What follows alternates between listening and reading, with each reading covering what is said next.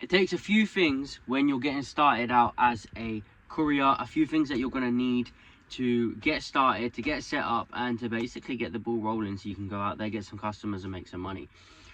So the first thing that you're going to need is obviously going to be the knowledge of what to do, where to go, how you're going to run your business, and so on and so forth.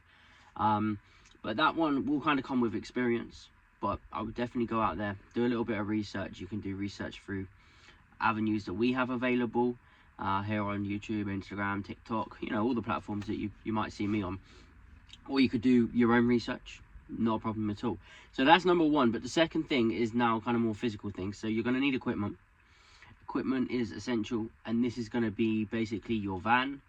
Obviously your van is your equipment. You know, without that you're not going to make a lot of money.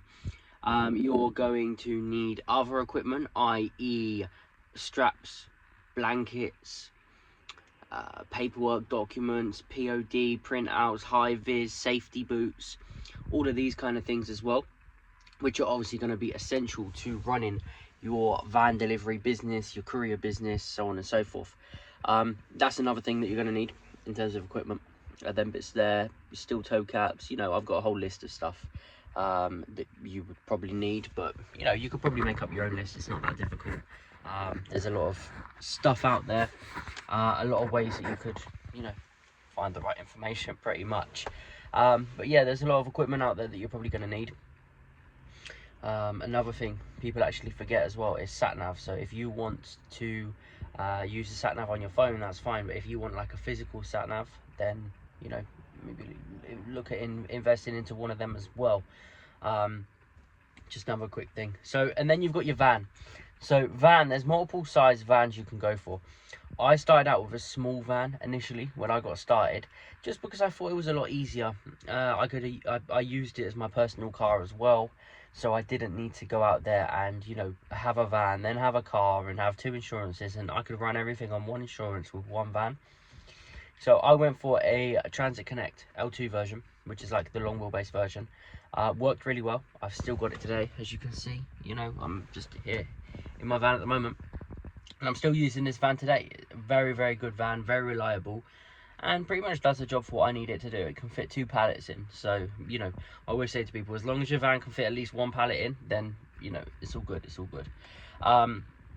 So yeah, that's another thing that you're going to need a van. I would probably, it depends on your capital. If you've got a lot of money there to sink into the business when you're getting started, then I'd probably go for something a little bit bigger, maybe like a Ford Custom, or even like a small wheelbase, medium wheelbase, you know, something like that.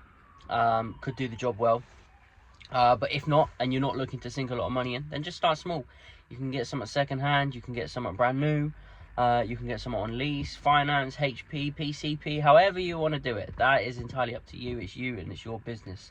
But I would probably, I mean, me personally, I started small and then just, you know, subcontract out the larger jobs. You could do it the other way around, take the larger jobs for yourself and subcontract out the smaller jobs. But there's one thing to always remember for the long term. You can always put a small delivery in a big van, but you can't put a big delivery in a small van. So just remember that when you get the big jobs coming through, if you've got a big enough van, you can always take them. But if your van's too small, you're not going to be able to fit them in. So that's just one thing for the future. So that's your equipment, your van, you know. And then the next thing that you're probably going to need is going to be your insurance. Your insurance is key, you know, when you're going out there and getting started. You know, you're going to need public liability. This is going to insure and cover the public. You're going to need goods in transit insurance. This is going to cover the goods that you're carrying on board. And then your hire and reward insurance. This is going to cover essentially the vehicle. It means that the vehicle is insured to go out there, make deliveries, and that you can make money pretty much with the vehicle. So that's another thing there. And then once you've got that, your insurance, you can pretty much go out there, get your customers. You know, that's basically how it works.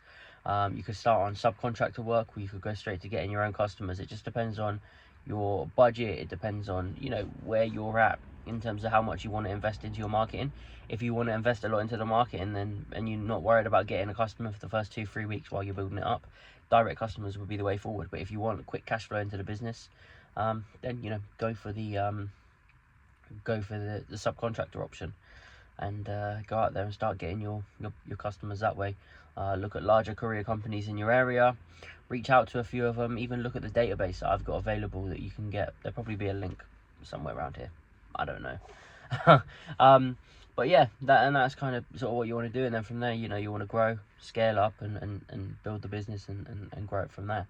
But yeah, that's kind of really, you know, when getting set up, the way to do it, and so on and so forth. I mean, that was just a sort of brief overview. We do have a full training available. If you're watching this on YouTube, it's going to be somewhere in the description. If you're watching it on Instagram or TikTok, probably be a link in my bio, something like that. But yeah, we've got, you know, a full training, A to Z guide, subcontractor database. So we give you a list of 55 companies, a list of all the industry contacts we work with, insurance brokers, you know, hours and hours of videos, of training, of you know, pretty much everything that you need. Basically, you can have a look at the webpage, and you know, look at the overview and look at the reviews that we've got on there if you want to. If you don't, it's completely fine. But you know, all the information will be there on that page. If you want to go and check that out, by all means, go ahead, check that out. But yeah, that's kind of just a brief overview of what I wanted to come on here and talk about. You know, I'm going to sign off now anyway. It's Sunday today, so everyone have a good Sunday, and take care of yourself, guys. I will speak to you in the next video, maybe.